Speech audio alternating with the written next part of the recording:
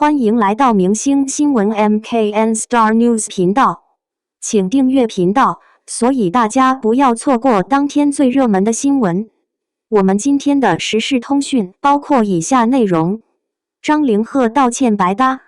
，ins 被骂炸，节目组删片藏不住心虚。张凌赫新剧爆火全网，转头就因一句话把自己玩翻车。3月6号，他上《你好星期六》宣传新剧《逐玉》，和田曦薇玩你画我猜游戏，对方画了幅抽象肖像，他张口就说：“我感觉出生在东南亚。”就是这句随口的话，直接引发跨国骂战，道歉没用 ，ins 评论区被骂上万条，节目组连夜删了争议片段，照样挡不住舆论怒火。逐玉有多火不用多说。首播15分钟，腾讯视频热度就破23000。张凌赫靠着这部剧彻底摆脱带爆标签，甚至登顶泰国网飞榜首，海外粉丝涨了一大波。他之前采访还说，不想被颜值困住，想靠角色突破，结果转头就在综艺上说话不过脑子，把一手好牌打得稀烂。事件发酵全在海外。国内播出时没人觉得有问题，现场嘉宾也跟着笑，没人意识到这话会戳中东南亚网友的痛处。片段被搬到海外后，越南网友最先炸锅，博主配字幕质问他是不是暗讽东南亚人长得丑，这条推文转了上千次。泰国、马来西亚网友也跟着发声，拿上世纪西方丑化东南亚人的漫画对比，说他这就是换汤不换药的地域歧视。东南亚网友的愤怒不是没道理，长期以来他们就被贴上黑、丑、土的刻板标签，本身就特别敏感。张凌赫把抽象丑化和东南亚绑定，就是往人家伤口上撒盐。越南多家主流媒体都转载了这事，直接点名中国艺人涉嫌地域歧视，一个综艺玩笑硬生生被他弄成了跨国公共事件。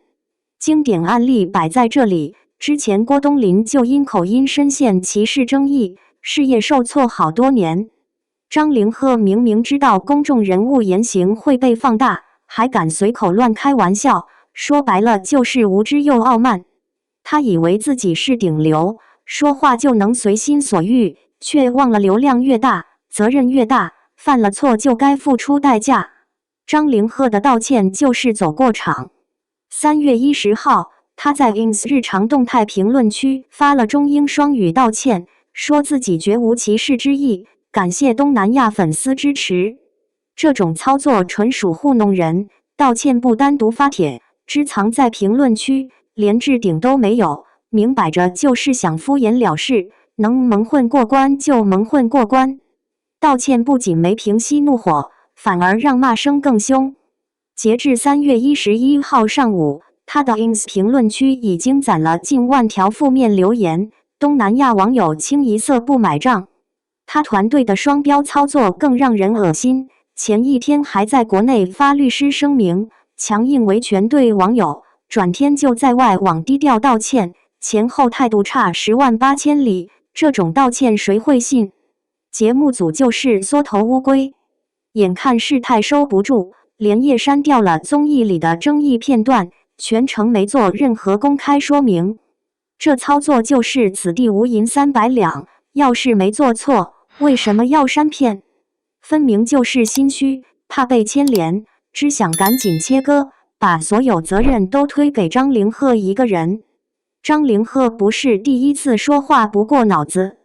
3·8妇女节那天，他发语音祝大家女神节快乐，被网友批评用词不当，矮化妇女节的意义。当时他没当回事，现在又犯同样的错，可见他根本没把公众的批评放在心上，也没意识到自己作为公众人物的言行边界。他的争议还连累了自己的商务和新剧。他是泰国椰子水品牌的亚太区代言人，现在该品牌评论区全是抵制声，后续很可能被解约。逐玉本来热度很高，还被爆出数据异常，非会员点开1至2秒退出就显示已看完，被质疑数据造假，双重争议让他彻底陷入口碑危机。这事说白了就是张凌赫咎由自取。公众人物享受着流量带来的名利，就该承担相应的责任，说话做事就得谨言慎行。他倒好，把综艺里的随性当成理所当然，把无知当成个性，一句玩笑引发这么大的风波，纯属自食恶果，一点都不值得同情。内娱很多流量明星都这样，靠着一部爆款剧，一张脸就能快速走红，文化素养和跨文化沟通能力却跟不上。他们只想着圈钱、涨热度，根本不注重自身言行，总觉得一句无心之失就能蒙混过关，却忘了观众的眼睛是雪亮的，犯了错就别想轻易翻篇。张凌赫的下场就是给所有内娱流量敲警钟，别以为自己有点热度就可以为所欲为，说话不过脑子的代价就是口碑崩塌、商务解约、事业受挫。他现在就算再道歉，也挽不回海外路人缘，后续想拓展海外市场难如登天。我就直说了，张凌赫根本不是无心之失，就是骨子里的傲慢和无知。他根本没尊重过东南亚文化，也没把公众人物的责任放在心上，道歉只是迫于舆论压力的无奈之举，没有一点真心悔过的意思。这场风波不会轻易过去。张凌赫的海外口碑已经彻底烂了，商务合作大概率会受影响，逐玉的热度也会被争议拖累。节目组删片也没用，删得了片段，删不掉网友的记忆，更删不掉张凌赫犯的错。张凌赫活该被骂，自己嘴欠引发争议，道歉还敷衍了事，被骂上万条都是自找的，没人逼他说那些话，也没人逼他敷衍道歉。日前，由张凌赫、田曦薇主演的古装剧《逐玉》上线各大平台，备受关注。有网友反馈没有看《逐玉》，但是在个人中心却出现了该剧集的观看记录。还有网友称非会员用户点开任意剧集播放页1至2秒后退出，观看记录会显示已看完该集，引发热议。对此，腾讯视频回应，经排查，该问题仅为页面展示错误，不影响任何站内外显示数据，并对引发的误解表示歉意。